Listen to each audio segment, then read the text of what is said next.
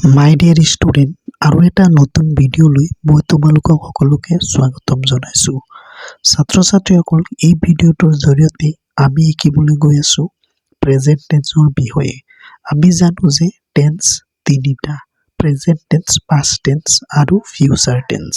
তো আজি আমি টেন্সৰ এটা প্ৰকাৰ প্ৰেজেণ্ট টেন্সৰ বিষয়ে শিকিবলৈ গৈ আছোঁ। প্ৰেজেণ্ট টেন্স কেই প্ৰকাৰ হয়, কি আৰু কাক বোলে, গোটেইখিনি আমি জানিম। তো চোৱা, প্ৰেজেণ্ট টেন্স কাক বোলে? এক নম্বৰ কুৱেশ্যন আমাৰ মনলৈ এইটোৱে আহিব পাৰে। তো চোৱা, বৰ্তমান কালক প্ৰেজেণ্ট টেন্স বোলে। বৰ্তমান কাল যিটো আছে, বৰ্তমান চলি থাকে, সেইটোক কয় প্ৰেজেণ্ট টেন্স। তাৰপিছত ২ নম্বৰ কুৱেশ্যনটো আমাৰ মনলৈ আহে, প্ৰেজেণ্ট টেন্সৰ ভাগ কেইটা আৰু কি? প্ৰেজেণ্ট টেন্সৰ ভাগ কেইটা আৰু কি? তো চোৱা, প্ৰেজেণ্ট টেন্সৰ ভাগ ৪টা যেনে। তো প্ৰেজেণ্ট টেন্সৰ ভাগ কেইটা? ৪টা। আৰু সেইসমূহ কি আমি জানিম।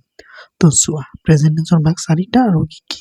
চোৱা, ১ number present indefinite tense, present continuous tense, present perfect tense আৰু প্ৰেজেণ্ট পাৰফেক্ট কণ্টিনিউৱাছ টেন্স। এইকেইটা হ'ল প্ৰেজেণ্ট টেন্সৰ ভাগ।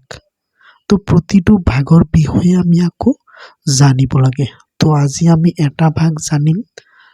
তো গোটেইখিনি জানিলে ভিডিঅ'টো বহুত দীঘল হৈ যাব।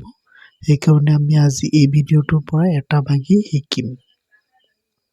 তো চোৱা, ৩ নম্বৰ কুৱেশ্যনটো এইটোৱে হ'ব যে প্ৰেজেণ্ট ইনডিফিনিট টেন্স কাক বোলে? তো চোৱা, প্ৰেজেণ্ট ইনডিফিনিট টেন্স কাক বোলে? তো প্ৰথমতে আমি জানিলোঁ প্ৰেজেণ্ট টেন্স কাক বোলে, প্ৰেজেণ্ট টেন্সৰ ভাগ কেইটা আৰু কি এইসমূহ জানিলোঁ। এতিয়া আমি জানিম প্ৰেজেণ্ট টেন্সৰ এটা ভাগ প্ৰেজেণ্ট ইনডিফিনিট টেন্সৰ বিষয়ে। তো চোৱা, প্ৰেজেণ্ট ইনডিফিনিট টেন্স কাক বোলে? কোনো চিৰসত্য ঘটনা বা অভ্যাগত কাম হোৱা বুজালে তাকে প্ৰেজেণ্ট ইনডিফিনিট টেন্স বোলে। কোনো চিৰসত্য ঘটনা বা হেবিচুৱেল একশ্যন সদায় হৈ থাকে যিবিলাক, তো তেনেকুৱা ধৰণৰ চেণ্টেন্সকে প্ৰেজেণ্ট ইনডিফিনিট টেন্স বোলে। তেনেকুৱা ধৰণৰ কাম হোৱা বুজালে প্ৰেজেণ্ট ইনডিফিনিট টেন্স বোলে। কোনো চিৰসত্য ঘটনা বা অভ্যাগত কাম হোৱা বুজালে তাকে প্ৰেজেণ্ট ইনডিফিনিট টেন্স বোলে।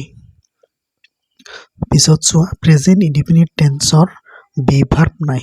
প্ৰেজেণ্ট ইনডিফিনিট টেন্সত কোনো বিভাৰ্ব নাই। বাকীবিলাকত আছে।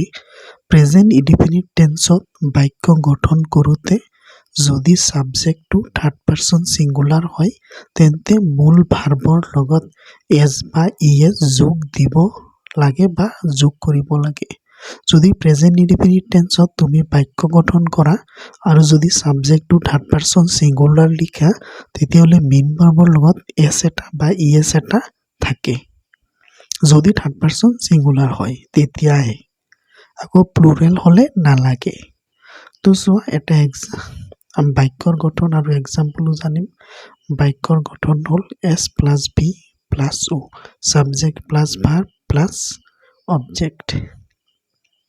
এইটো হ'ল বাক্য গঠন কৰাৰ ফৰ্মেটটো। তো এক্সাম্পল চোৱা, the sun rises in the east. The sun rises in the east মানে সূৰ্য পূবফালে উদয় হয়। এইটোতো চিৰসত্য ঘটনা, বেলি সদায় পূবফালেই উদয় হয়। তাৰপিছত ২ নম্বৰ এক্সাম্পল চোৱা, আই ৰিড ইন ক্লাছ 9।